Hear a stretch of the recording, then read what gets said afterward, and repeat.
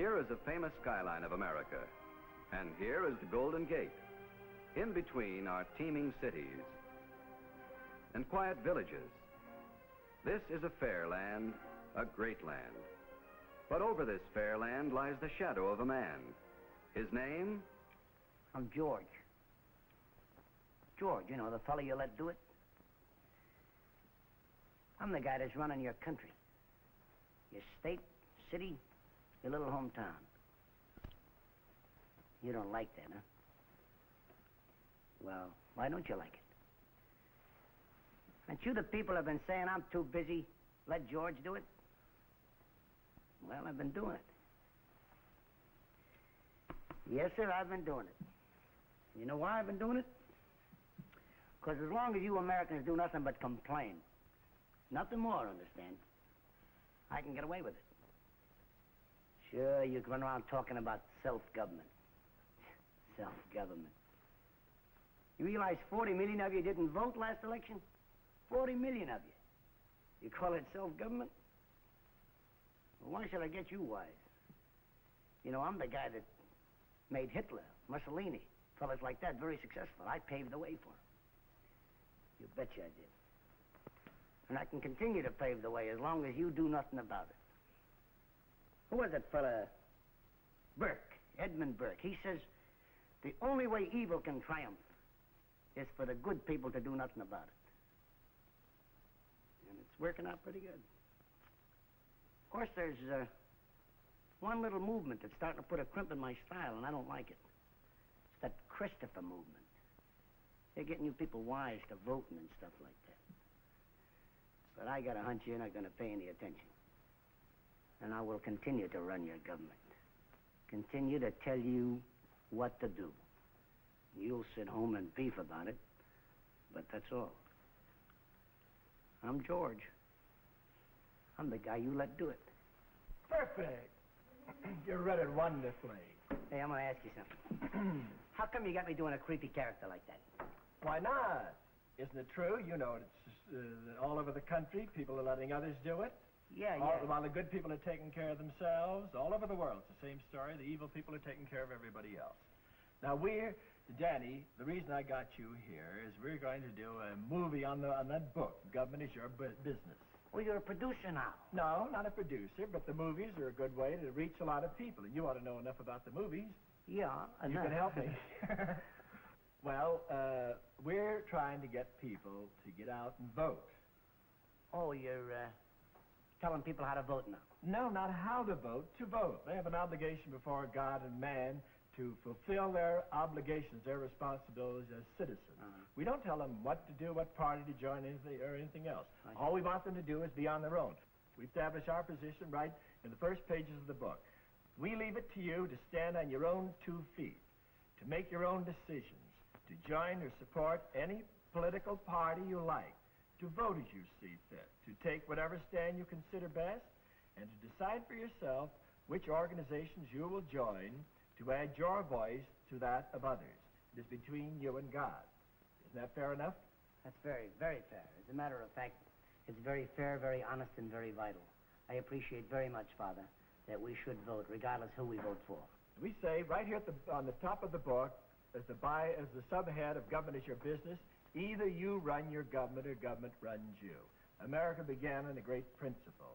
Not long ago, I was coming back from Europe. I'd been given a few talks on the Christophers over there, and I was very much impressed by one little woman. I don't know where she came from, but she'd been kicked around in Europe, and she was coming over here to make her home. She'd gained admittance to the country, and she was so enthused about getting to the United States.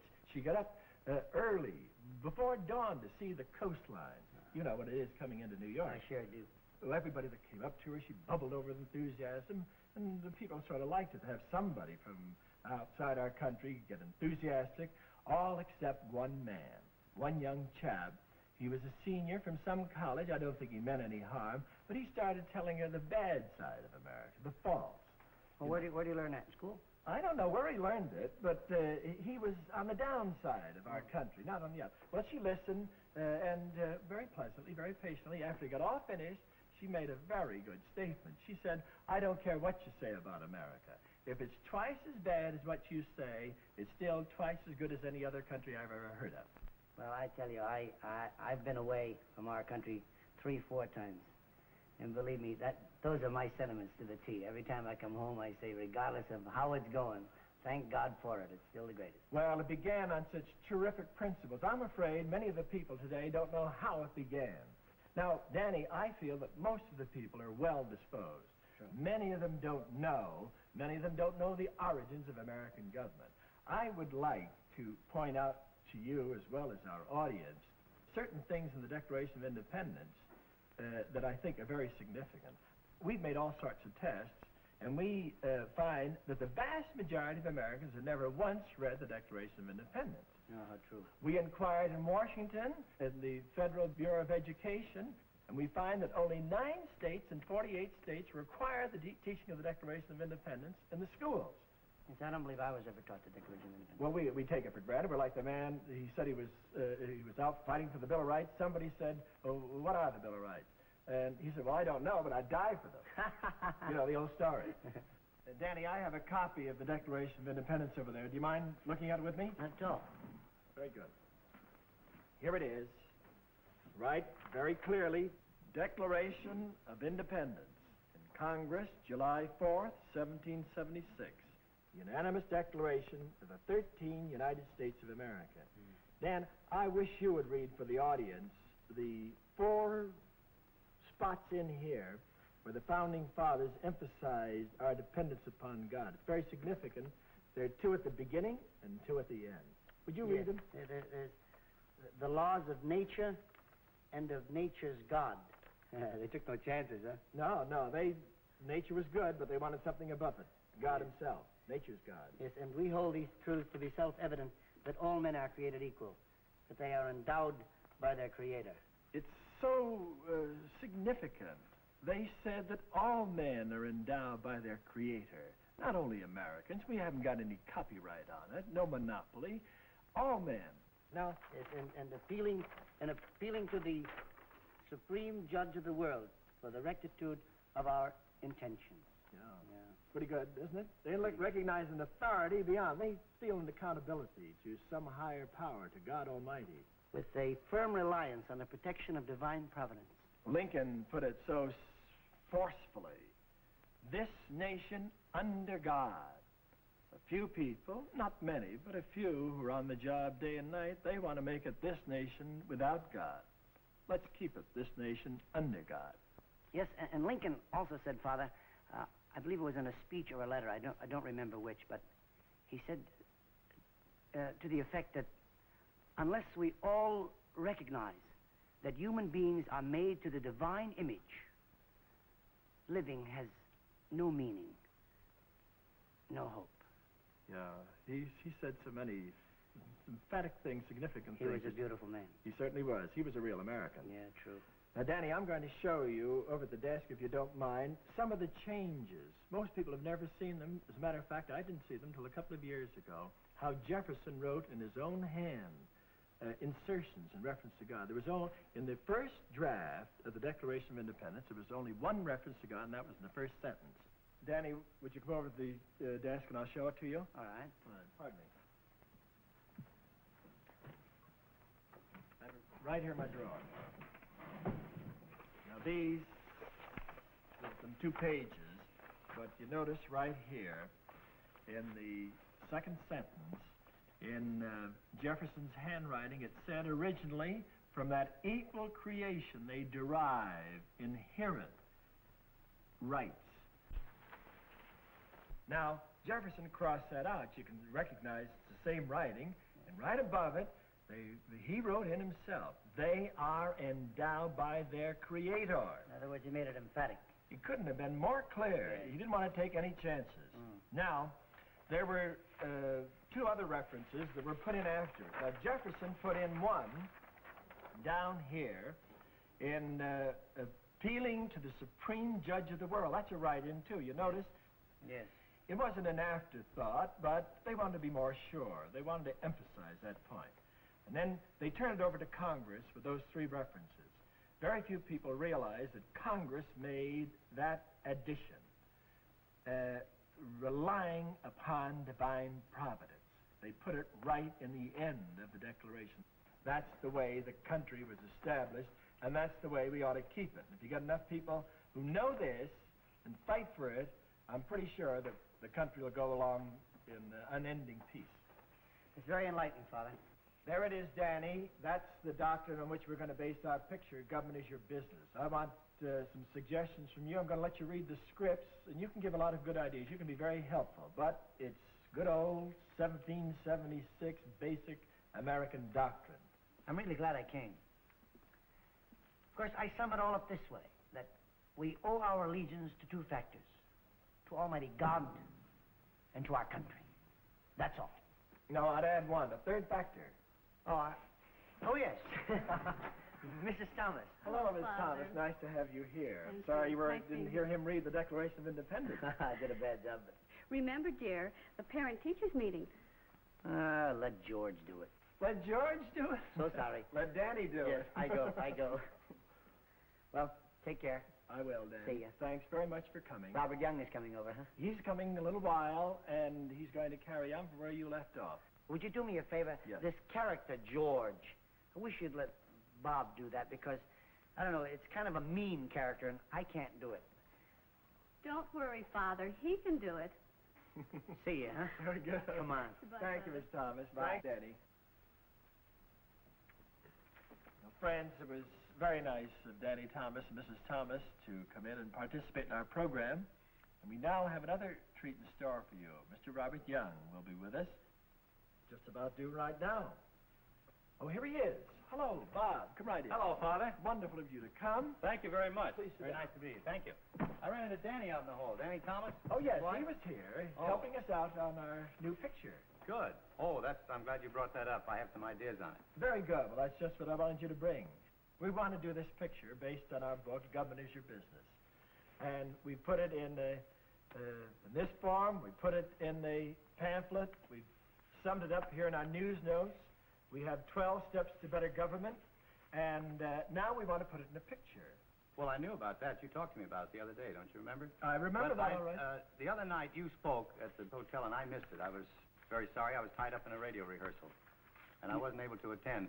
And since you asked me to help, I just happened to bring along a little plot here I worked on for the movie. Oh, very good. I hope you like it. I don't know. Of course, I'm a little out of my province here, you know, attempting to be a writer. No, but give But, us what you did. I liked it very much. I want you to tell me what you talked about the other night, though. I want to see if those points are covered in this. Oh, very good. We put them here, but for the sake of brevity, and so an audience could see them, I had them put on cards. Let me give you the cards here. Number one, you have these 12 points. Inquire about the management of public affairs from authoritative sources. You mean by authoritative sources, men in office, people who are in Well, office now? magazines, books, articles, Oh, I different see what people, you mean, yeah. and then Mhm. each one uses his own I judgment. see. But you can't make a judgment if you don't have a basis for it. That's true. Now, number two, pray for those in public office. Oh, yes. That's a very laudable thing. A woman in a home, a student, anybody could pray. Pick out somebody in public office. If they're good, they can stand your prayers. If they're not so good, They need it worse. I know. That's right. Or more, rather, I should say. We do that every Sunday in church. good. We'll do it every day.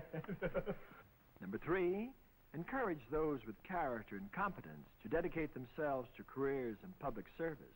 Well, that's important, certainly. I think too few of us encourage those who are in office that we know to be competent. That's right. Do something about it. We use that word, that expression constantly. Do something about it. Just don't sit on the sidelines complaining or criticizing. Get in. Make your own force for good help. And you certainly can do that in political activity. Number four, study the candidates.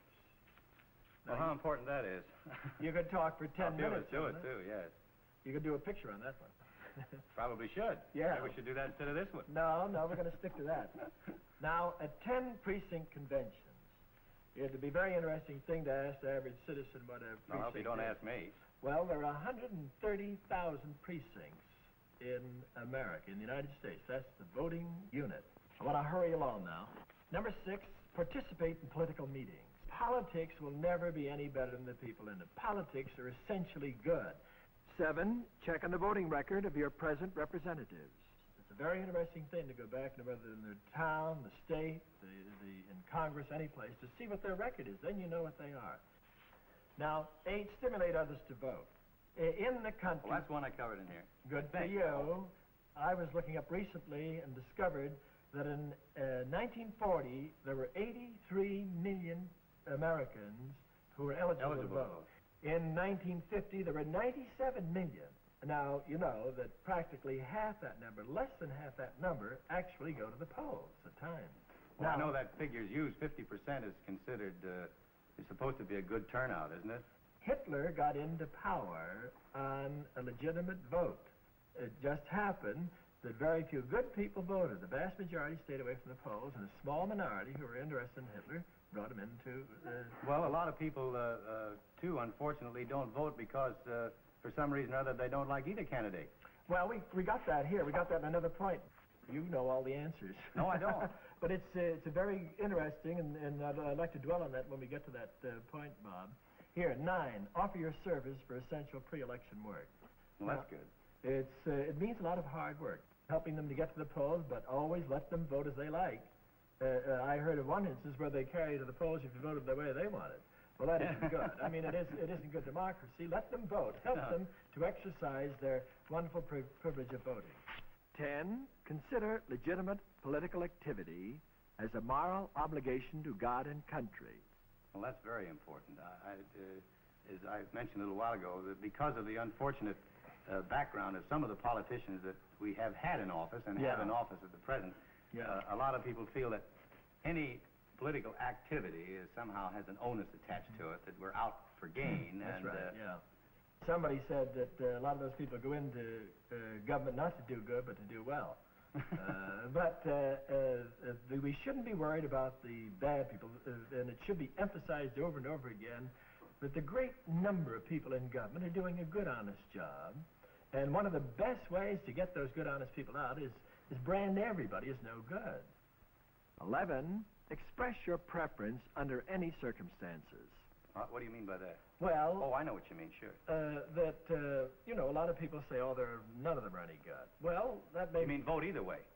Well, I might... But vote. But vote, Bob. Well, they have to use their own judgment. We constantly say, use your own judgment. Stand in your own 2 feet. We don't tell anybody how to vote or what political party to belong to or anything. But we say, and we recommend this, that if in your judgment you find 2 candidates who are not right off the Christmas tree, not the perfect gems, you know, often may be the better part of citizenship to vote for the one that's better.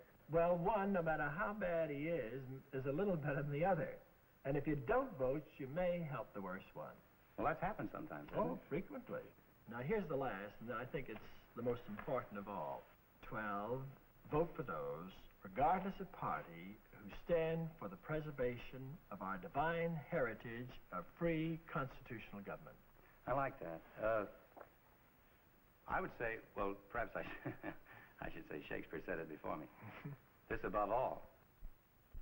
Vote for those, regardless of party, who stand for the preservation of our divine heritage. How correct that is. A free constitutional government. Well, if they'd say that, they'd get a lot of votes, wouldn't they? Well, thank God that there are quite a few who do believe in that, who do stand for it. We, the Christophers, want to increase that number. We want to encourage people to participate in every way possible, on their own, entirely on their own. I hope you don't mind me emphasizing this. No, it follows very much the core of what you emphasize in your career guidance schools. That's right. And in the book, Government is Your Business. Well, Bob, we've summed this all up in as I mentioned before, I'm going to give you a copy of this to take along, sum it up in our news notes, 12 Steps to Better Government. I'll give you that. Oh, I see, yeah. You can take that along with you. But I want to hear what you did. Now, Father, I want you to understand that this is just sketchy, you know. It's notes and things. I just wrote it very quickly, and I don't know whether you like it or not even. Anything you can give us, I'll appreciate it. All right. Well, now, look, suppose we open up in a university. We have a young university student, and he's read your book. Yeah, and this gives him an idea. He starts to dream about it. He thinks he wants to become a politician. So he tells his friends about that. And they discuss it among themselves. They think that he's loony. You know, they want to be doctors, lawyers, dentists, and so forth. In fact, one might even be a psychiatrist. They decide he's going to be a psychiatrist and thinks that Johnny might make a good case. Yeah. he decides that anyone who wants to go into politics must be out of his mind, ripe for the boys in the white coat. So Johnny then, let's see now. Johnny goes home, and that night he's having dinner with his parents. He's invited his girl Mary to the house, and he's going to tell his parents about his impending engagement. Oh, yeah. And we have a little scene there with Mary and Johnny, and they're holding hands under the table and so forth. Now, he tells his parents that he has a very important announcement to make. And he suddenly realizes that he has two. He has the announcement of his career and the announcement of his engagement. But when he says he has an important news, Mary naturally thinks that it means the engagement, and so do his parents. They glance at each other, and Mary squeezes his hand under the table. Yeah. And then Johnny feels that perhaps it's less risky to tell of his career, that news first. So he tells them that he's going to be a politician. And instead of the joy and the excitement that he expects from his parents and also from Mary, it's chaotic. His mother says, I have enslaved all my life to raise my boy to be a politician, and the father says, I certainly haven't raised my boy to be a 5%er. Well, if you don't like that, you don't have to leave it in. But anyway, Mary withdraws her hand. She breaks off her engagement. The mother and father are tremendously upset. Now, to tell you the truth, that's as far as I got. It's marvelous. It's just the thing we want because it's so true to life.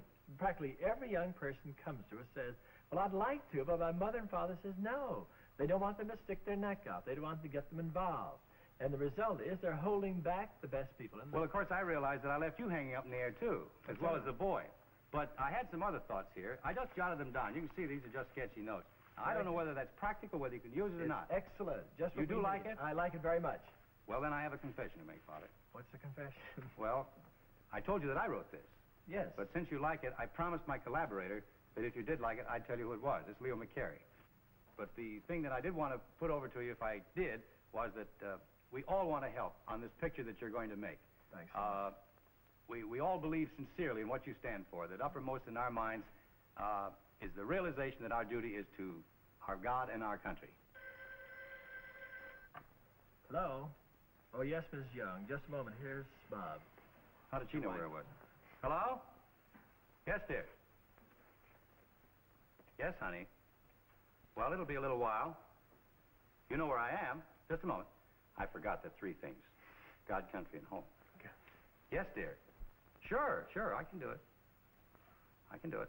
Yeah, all right. Goodbye. You know, Father, in an actor's life, he plays many parts. But tonight, I'm a babysitter. Well, God bless you. Thank you. Thanks so much for coming in, Bob. Not at all, Appreciate it to take you this much time to help us with our picture and help make government better. God bless you. Well, that's what we all want to do. Thank you so much. Goodbye. Bye-bye. We're very grateful, likewise, to Robert Young for participating in this program and helping to emphasize the 12 steps to better government. Friends, in this book, Government is Your Business, we have tried to stress as best we can that it is yours, that you have a personal responsibility to protect and strengthen your own government. Now, I can't think of any better way to bring this little session to a close than to have the singing of God Bless America. And to sing this wonderful song, I have asked Dennis Day to come here and bring it to you in person. And here is Dennis Day. Hello, Dennis. How are you, Father? Wonderful of you to come. Well, thank you for inviting me. Oh, we're all looking forward to your singing God Bless America. God bless America, land that I love. Stand beside her and guide her through the night with a light from above. From the mountains to the prairies, from the oceans white with foam. God bless America, my home, sweet home. God bless America, my home, sweet